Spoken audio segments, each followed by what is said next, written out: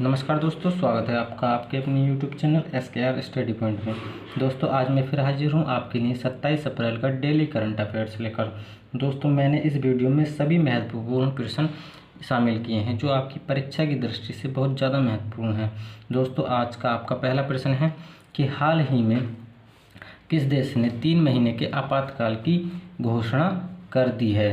तो दोस्तों आपका इसका आंसर होगा जापान। जी हाँ दोस्तों, जापान ने 3 महीने के आपातकाल की घोषणा कर दी है। दोस्तों जापान से संबंधित कुछ और तथ्य जान लेते हैं। तो जापान की राजधानी क्या है, तो वो है जापान की राजधानी है टोक्यो। जी हाँ दोस्तों, जापान की राजधानी क्या है, टोक्यो। जापान की मुद्रा क्या है, तो वो है येन। जापान की मुद्रा क्या है दोस्तों, तो वो है येन। जापान के प्रधानमंत्री कौन है, तो वो है योशिहिदे सुगा। जी हाँ दोस्तों, जापान के प्रधानमंत्री कौन है, तो वो है योशिहिदे सुगा। जापान की संसद का क्या नाम है, तो वो है जापान की संसद का नाम डायट। दोस्तों ये प्रश्न एनटीपीसी में कई बार पूछा गया है कि जापान की संसद का क्या नाम है। दोस्तों जापान की संसद का नाम है डायट। ये प्रश्न एनटीपीसी में 9 मार्च को फर्स्ट शिफ्ट में ही पूछा गया था कि जापान की संसद का क्या नाम है, तो इसका संसद का नाम है डायट। दोस्तों आज का आपका अगला प्रश्न है कि वर्ष 2021 में भारत में मलेरिया के मामलों में कितने प्रतिशत की कमी दर्ज की गई है। तो दोस्तों इसका आंसर होगा आपका 84%। जी हाँ दोस्तों, मलेरिया के मामलों में 2021 में 84% की कमी दर्ज की गई है। दोस्तों मलेरिया से संबंधित कुछ और तथ्य जान लेते हैं। तो विश्व मलेरिया दिवस कब मनाया जाता है, तो वो मनाया जाता है 25 अप्रैल को। जी हाँ दोस्तों, विश्व मलेरिया दिवस 25 अप्रैल को मनाया जाता है। दोस्तों भारत सरकार ने मलेरिया को देश से पूर्ण खत्म करने का लक्ष्य कब तक रखा है, तो वो रखा है आपका 2030 तक। जी हाँ दोस्तों, भारत सरकार ने मलेरिया मुक्त भारत रखने का लक्ष्य कब तक रखा है, तो वो रखा है 2030 तक। आपका अगला प्रश्न है कि नौसेना अभ्यास वरुण किन 2 देशों के बीच हो रहा है। जी हाँ दोस्तों, नौसेना अभ्यास वरुण भारत और फ्रांस के बीच हो रहा है। भारत और फ्रांस इसका राइट आंसर होगा। इससे संबंधित कुछ और तथ्य जान लेते हैं। यह एक द्विपक्षीय अभ्यास है।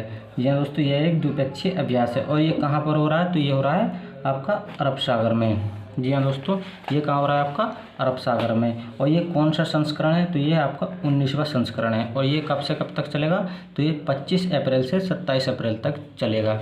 दोस्तों आज का आपका अगला प्रश्न है कि भारत के 48वें मुख्य न्यायाधीश के रूप में किसने शपथ ली है। तो आपका आंसर होगा नथालपति वेंकट रमन। जी हाँ दोस्तों, नथालपति वेंकट रमन भारत के 48वें मुख्य न्यायाधीश हैं। तो 47वें मुख्य न्यायाधीश कौन थे, तो वो थे आपके शरद अरविंद बोबड़े। जी हाँ दोस्तों, शरद अरविंद बोबड़े भारत के मुख्य न्यायाधीश थे 47वें नंबर के। और इनका कार्यकाल कब से कब तक चलेगा, तो वो चलेगा 26 अगस्त 2022 तक। जी दोस्तों, 26 अगस्त 2022 तक इनका कार्यकाल रहेगा। और दोस्तों मुख्य न्यायाधीश को शपथ कौन दिलाता है, तो वो दिलाते हैं राष्ट्रपति। और इससे संबंधित एक आर्टिकल भी है, वो है आर्टिकल 24 का 1। तो इसमें क्या कहा गया है कि भारत का एक सर्वोच्च न्यायालय होगा जिसमें एक मुख्य न्यायाधीश होगा। जी हाँ दोस्तों, अनुच्छेद 124(1) कहता है कि भारत का एक सर्वोच्च न्यायालय होगा जिसमें एक मुख्य न्यायाधीश होगा।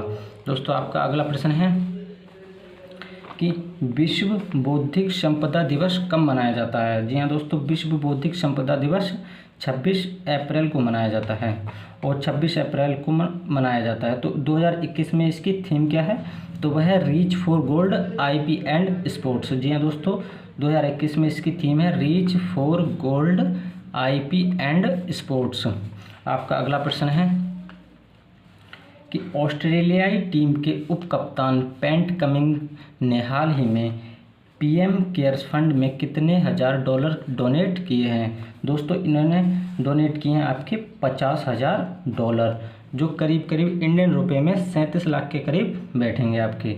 37 के करीब बैठेंगे।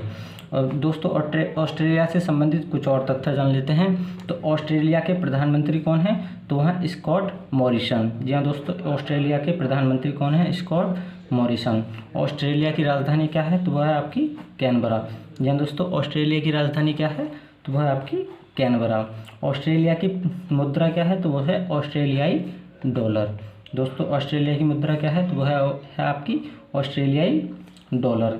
ऑस्ट्रेलिया की संसद का क्या नाम है? तो वो है आपकी पार्लियामेंट। दोस्तों ऑस्ट्रेलियाई संसद का क्या नाम है? तो वो है आपकी पार्लियामेंट। दोस्तों आपका अगला प्रश्न है,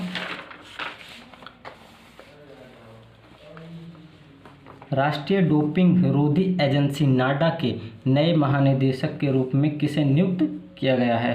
तो वह है आपके सिद्धार्थ सिंह लोंगम। जी हाँ दोस्तों, सिद्धार्थ सिंह लोंगम को राष्ट्रीय डोपिंग विरोधी एजेंसी के नए महानिदेशक के रूप में नियुक्त किया गया है।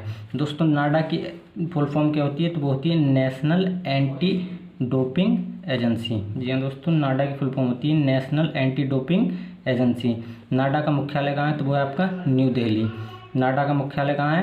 तो वो है आपका न्यू दिल्ली। आपका अगला प्रश्न है कि कौन सा देश पहली बार विश्व टेबल टेनिस चैंपियनशिप 2021 की मेजबानी करेगा? तो वो करेगा दोस्तों आपका संयुक्त राज्य अमेरिका यानी कि यूएसए। जी हाँ दोस्तों, यूएसए। तो यूएसए इसका राइट आंसर होगा। दोस्तों यूएसए के बारे में कुछ जान लेते हैं। तो यूएसए की राजधानी है वॉशिंगटन डीसी। जी हाँ दोस्तों, यूएसए की राजधानी कौन सी है? तो वह है आपकी वॉशिंगटन डीसी। यूएसए की मुद्रा क्या है? तो वह है आपकी डॉलर। यूएसए के राष्ट्रपति कौन है? तो वह है आपके जो बाइडन। जी हाँ दोस्तों, यूएसए के राष्ट्रपति कौन है आपके? तो वह है आपके जो बाइडन। आपका अगला प्रश्न है कि हाल ही में किसने the living mountain a fable for our times पुस्तक लिखी है? तो ये लिखी है आपके अमिताभ घोष ने। और ये कहाँ से संबंध रखते हैं? तो ये आपके कोलकाता के। जी हाँ दोस्तों, अमिताभ घोष ने ही the living mountain a fable for our times पुस्तक लिखी है। दोस्तों आपका अगला प्रश्न है कि हाल ही में प्रसिद्ध कृष्णमूर्ति संथानम का निधन हो गया है, वह कौन थे? तो ये थे आपके परमाणु वैज्ञानिक। जी हाँ दोस्तों, हाल ही में कृष्णमूर्ति संथानम जी का निधन हो गया है। तो ये आपके कौन थे? ये थे आपके परमाणु वैज्ञानिक। दोस्तों मैंने इस वीडियो में सभी महत्वपूर्ण प्रश्न ले लिए हैं जो आपकी परीक्षा की दृष्टि से महत्वपूर्ण हैं। दोस्तों इसी तरह की डेली करंट अफेयर्स से संबंधित वीडियो देखने के लिए आप हमारे चैनल को ज़रूर सब्सक्राइब करें और अगर वीडियो अच्छी लगी हो तो वीडियो को लाइक करें। अब मिलते हैं नेक्स्ट वीडियो में, तब तक के लिए take care and bye bye.